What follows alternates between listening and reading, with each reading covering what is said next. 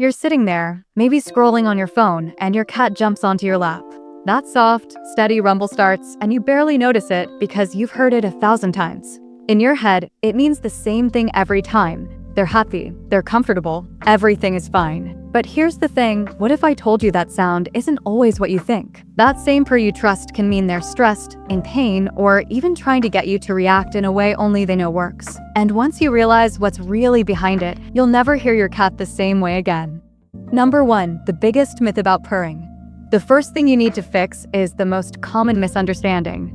People assume that when a cat purrs, it automatically means happiness. That's not accurate. Purring is one of the most misunderstood sounds in animal behavior because cats use it across multiple states. When they're relaxed, yes, but also when they're stressed, uncomfortable, or trying to communicate something specific. The sound stays almost identical, which is exactly why people get it wrong. If you treat every purr as a sign that everything is fine, you're already misreading your cat. Number 2, they even purr when something is wrong. Now here's where it starts to shift. Imagine taking your cat to the vet, unfamiliar smells, strange environment, tension in their body, and then suddenly, they start purring. Most people take that as a good sign, like the cat has calmed down. But in many cases, that's not what's happening. Cats often purr when they're anxious or overwhelmed because it helps them regulate themselves. It's a built-in coping mechanism. So if your cat is purring in a situation that feels off, don't just rely on the sound. Pause for a second and look at the bigger picture, because something might be bothering them more than it seems. Number 3, they may be using it to heal. It goes deeper than behavior. Cats typically purr within a frequency range of about 25 to 50 Hz, and interestingly, that same range has been linked in scientific studies to tissue repair, pain relief, and even bone healing. Researchers are still working to fully understand this, so it's not a closed case. But one strong theory is that this vibration may actually help their bodies recover more efficiently. So when a cat is injured or not feeling right and begins to purr, it might not be reassurance at all. It could be part of a biological recovery process happening in real time. Number 4, and that sound affects you too. What's even more interesting is that this doesn't just stay limited to the cat.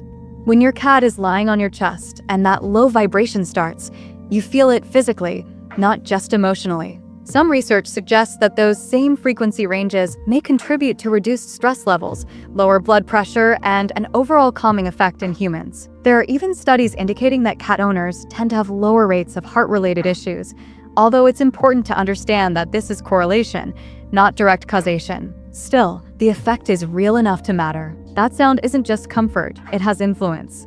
Number 5, they learned a way to get your attention.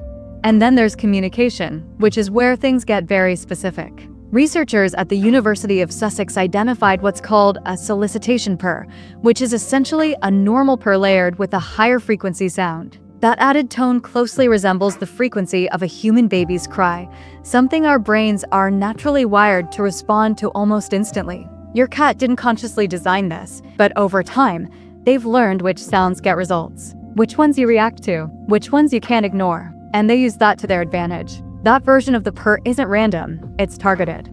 Number 6, so how do you actually read it?